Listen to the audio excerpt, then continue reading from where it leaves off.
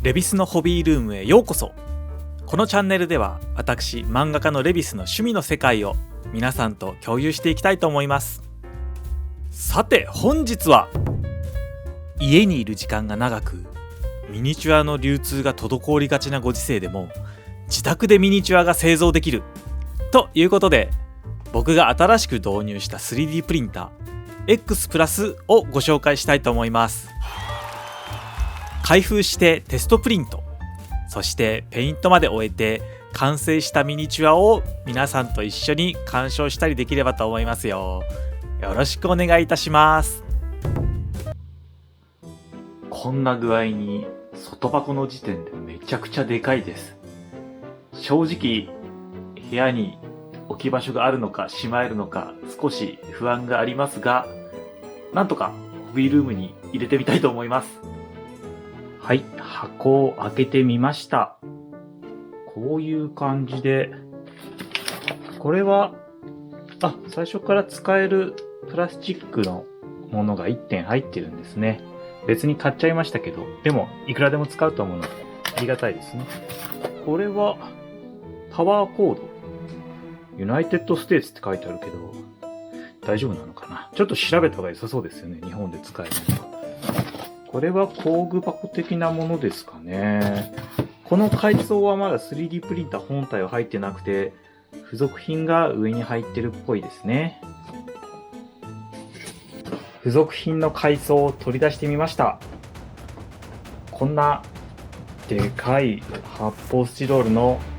カバーの下に大きな本体が入っています。電子レンジとかオーブンよりもでかくて、確か30キロぐらいあるっていう話なんでちょっと腰とかやらないようになんとか取り出したいと思います。というわけで、なんとかかんとかホビールームの床までは運びました。スペックの重さ30キロっていうのを見てかなりビビってたんですけど、持ってみたらそれほどでもなく、運べるかなっていう感じではありました。僕もそんなに特段ストレングスが高い人間ではないので、多分成人男性なら頑張って気をつければ運べるかなっていう感じですかね。ただ腰とかは気をつけた方がいいかと思います。さて、でもこれまだ床に置いただけで全然セッティングというには程遠いので、台の確保とか置き場所の確保とかも含めてもうちょっと頑張ります。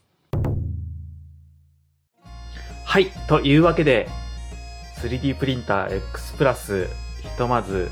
ホビールームの一角に設置できました。かなり大きなプリンターなので、ゲーム用の机の上に置いたり床に置いたりするのも難しいなということで、専用のこれを置くためのプリンターを置く台ですかね、これは。そういったものも合わせて購入してみました。注意点としてはですね、コンセントが3ピン、アース極付きコンセントという3つプラグが付いているものだったので、これを挿すことができるマルチタップを合わせて購入しました。はい、というわけでセッティングとフィラメントのロードを終えまして、今はですね、マニュアルに載ってる最初はこれをプリントアウトしてねっていうテストパーツのプリントを開始しています。はい、ここまで出力20分ぐらい経過して、残り表示を見ると50分くらいですね。わかりますでしょうか。結構しっかりとした滑らかな四角い柱ができつつあります。これはこの美しさならかなりいい情景モデルが出力できるんじゃないでしょうか。楽しみですね。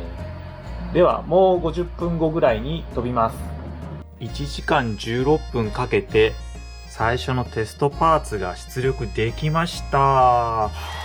これこのまま取っちゃっていいものですかね。取れねえ。取れましたね、簡単に。へー。いや、とっても滑らかで、積層痕も、あるはあるんですけど、すごく細かいんで、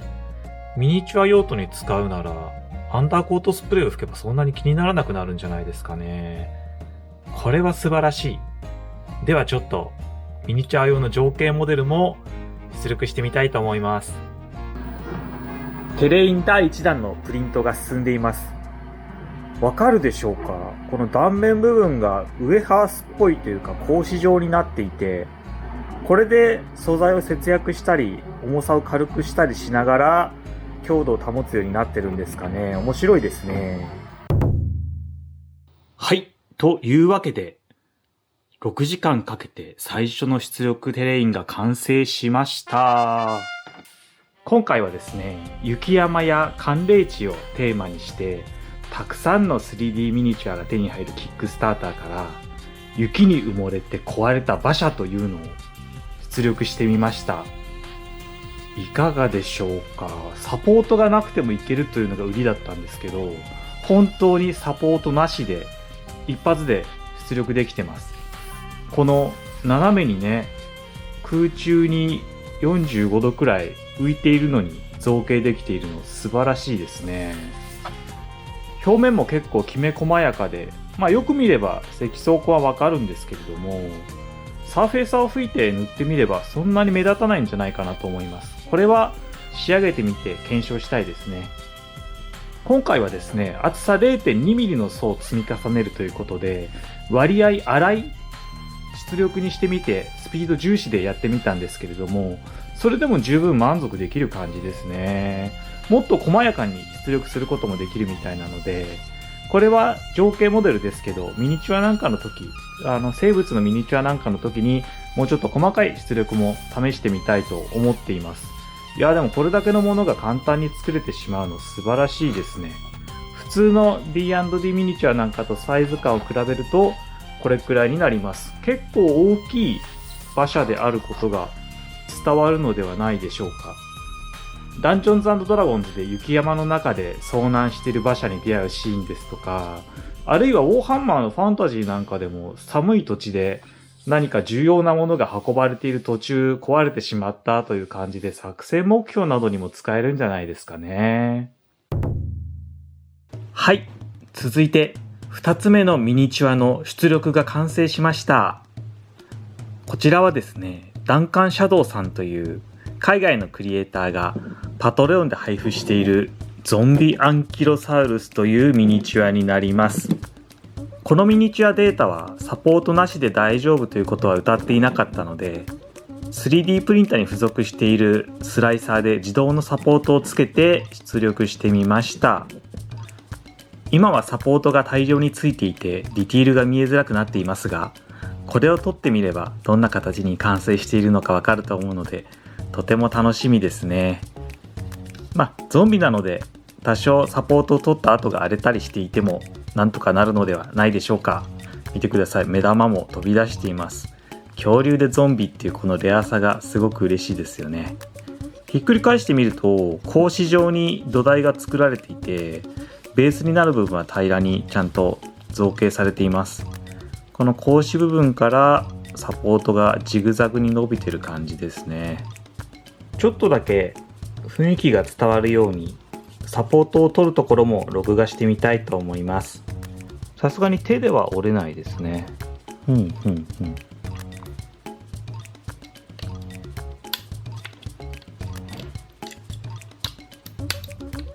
かなり粘りがないちょっと硬い素材なんで、いくらか気をつけてあげた方がいいかなっていう感じですね。でもこうやれば剥がせるかな。ちょっと切れ味のいいニッパーを差し込んで剥がしていくことでサポートが取れるのかなという感じです。サポートがだいたい取れてミニチュアの形がわかるようになりました。いや30分ぐらいかかりましたかね。結構サポート取るのには苦労しました。最初に出力した馬車と比べると、結構手間がかかったんで、できるだけサポートなしでいけるミニチュアを出力したいなとは感じましたけれど、でもこのゾンビアンキロサウルスは絶対に欲しいミニチュアだったので、苦労した回もあるかなという感じですね。かなりサポートの量が多かったので、その下の造形は大丈夫かなと心配していたんですけど、サポートを剥がすとその下から非常に細かい 3D イメージ通りの造形が現れて、これはちょっと独特の感覚でびっくりしました。一種の気持ちよさもありましたね。すごく側面は綺麗です。このタイプのプリンタは繊維状に細く打ち出した素材を積み重ねて作っていくというものなので、どうしても下側はサポートを取った後ちょっと荒れてしまう感じはありますね。滑らかな表面ではなくて糸状のものがぐちぐちっと固まったようになってしまっている部分もあります。ただ最初に言ったようにこれミニチュアとしてゾンビですし、下にベースを貼ってしまえばほとんどこのお腹側を見ることはないと思うので、少し表面処理をしてから塗ってあげればそれなりに見えるものになるのではないかと思います。はい、これがただいまゾンビアンキロサウルスにサーフェーサーを吹いて下出るコントラストで塗り始めているところです。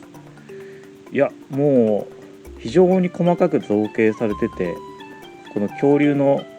皮膚感、装甲の感じなんかも綺麗に造形されてて素晴らしいクオリティですね。ゾンビアンキロサウルスは1層を 0.16mm かなで印刷して、テレインよりも少し細かめにしてみたんですけど、その甲斐もあって、少しねザラザラっとした層は見えますけれども、サーフェーサーで隠された面も合わせるとほとんど目立たないんじゃないかなと思います。このアンキロサウルスを載せるためにベースも合わせて印刷してみました。これは、ゲームズワークショップでよく使われるタイプの 120mm×92mm の楕円形ベースですね。意外とこれ単品で買うと高くて手に入れづらいベースなので、これも 3D プリンターで1時間ぐらいでできたんですけれども、1時間でうちでいくらでもこのベースが作れるのは嬉しいですね。では引き続き塗ってみたいと思います。ゾンビアンキロサウルスが完成しました。いかがでしょうか。このクオリティ、ゲームの盤面に出した時、プラスチックやレジンのミニチュアと見比べても見劣りしないレベルだと思います。積層痕はわずかにありますが、塗装でカバーされた部分や造形自体のゴツゴツした印象もあってあんまり気になりません。下出るコントラストでほとんどを塗って、血液や粘液部分を下出るテクニカルで仕上げて、あっという間に塗り終えることができました。ゾンビアンキロサウルスはダンジョンズ&ドラゴンズ公式シナリオ魂を喰らう墓に登場するモンスターでもあります。同じシナリオに登場するゾンビティラノサウルスは結構ミニチュアが出ているのですが、ゾンビアンキロサウルスはミニチュアを見つけることができなかったので、何かの形で欲しいなと思っていました。こういったニッチなモンスターを実体化できるのも 3D プリンティングの魅力ですね。そして雪に埋もれた馬車の情景モデルも完成しました。こちらも主に下出るコントラストで塗って、仕上げに何種類かの雪っぽい素材を乗せています。雪や布といった滑らかな素材の造形が多いので、アンキロサウルスに比べるといささか積層痕が目立ちますね。でも今回は雪素材を塗りつけることで雪の部分の積層痕をごまかすことに成功したと思います。こういった出力後の工夫も FDM 形式で製造したミニチュアには重要かもしれないですね。というわけで、今回手に入れた 3D プリンター X プラスを使って最初のミニチュア2体の完成までをお送りしました。実は動画を撮影して編集する間にもずっとプリントを続けていたのでこんなにミニチュアができてしまいました。これがだいたいフィラメントのリール1本分 1kg 分くらいのミニチュアや情景モデルです。1kg でボリュームたっぷり、使い込んでいけばコストパフォーマンスも良さそうですね。しばらく使ってみた印象としては X プラスとても使いやすいです。 DIY で組み立てるケースなしのものは持ってないのでしっかりした比較はできないんですが、 X プラスはケースに入っていて駆動部分もがっちりと支えられているので動作が安定している印象を受けます。温度管理もケースなしのものよりも正確なんではないでしょうか。最初に考えていた予算よりちょっとかかりましたが、全体的にとても気に入っていて良い買い物だったと思います。これで FDM と光造形の 3D プリンター2つの方式が揃ったので、自宅でもどんどんミニチュアを生産しホビーライフを一層充実させたいですね。その過程はまた皆さんとも共有していきたいです。そんなわけで今後のレビスのホビー活動を一緒に楽しんでいただくためにチャンネル登録や高評価よろしくお願いいたします。それではまたお会いしましょう。